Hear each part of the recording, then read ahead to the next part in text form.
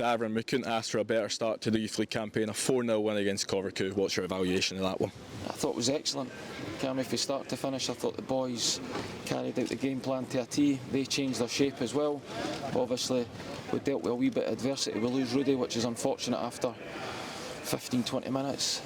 But then I think wee Callum McDonald comes on and does extremely well. Never really looked like conceding. We always look a threat in transitions, and I thought, yeah, you couldn't have asked for a better result, if I'm being honest. And also, we've got plenty of goals to talk about, but what was it like to see that brilliant defensive performance out there? Yeah, well, listen, that's your bedrock. Okay, you keep clean sheets.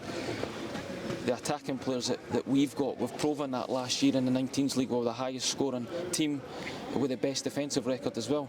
So obviously, me being a defender myself, we'll work on that religiously, and I think the boys, from when we first got them in a couple of years ago to now, they're just completely different animals, and you seen that in the game. I thought they were absolutely tremendous. They showed bravery on the ball, and to go through that whole game and never really look troubled was a testament to their work ethic, their endeavour.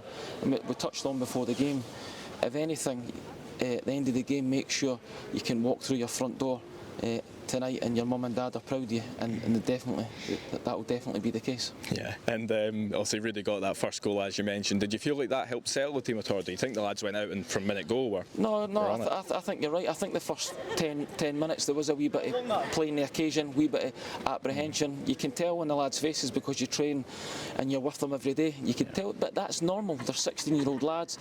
We've been given the great privilege of being able to play on the pitch, and we know that's a privilege, and we're grateful for the first team allowing us onto it, but it's absolutely magnificent. I was saying that to Gareth and Boozy before the game started.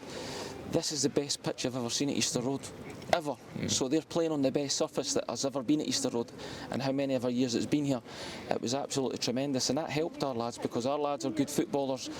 And I say to them as well, sometimes Scottish football gets a wee bit of a bad rep.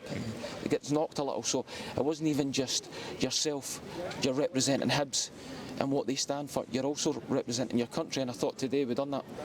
Obviously a lot of these lads are born with some sort of natural talent, but there's also a lot of work that goes on in the training ground as well. How delighted were you on that surf to see the lads just popping the ball about? Some lovely bits of footwork as well out there. Yeah, I mean, for a technical point of view, obviously me, Boozy and Gareth try our hardest to try and get them up to scratch so that when they do transition into the first team they're ready. But for a physical point of view, our strength and conditioning coach, wee Matty, he'll love the shout out, but he's done ever so well getting them to a point whereby they're physically ready, because when we look at the markers compared to the first team, that's a big difference, the physicality, the running speed, the distance you put in a game. So we're looking to close that gap all the time so that when they do get the opportunity to go into the first team, the gulf isn't as big.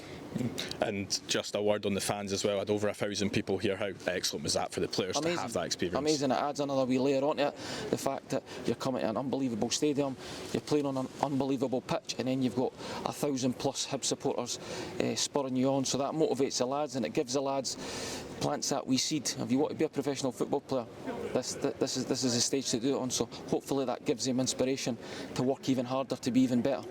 And obviously it's great to have a 4-0 lead going into a second leg, but that second leg does come in 2 weeks' time. What will the preparations be like for that one away in Kosovo? Yeah, I think it'll be easier because we'll have recent footage of them, as opposed to looking at games 7 months prior to that. But says that to the lads in there, it's half time. It's half time in the tie, so we're under no illusions. 4-0's a great lead to take into it, but goals change games, it can change very quickly, so we'll make sure the lads are recovered and they're ready to go when we go over there. Brilliant. Congratulations, Darren, on the result. Thanks very much.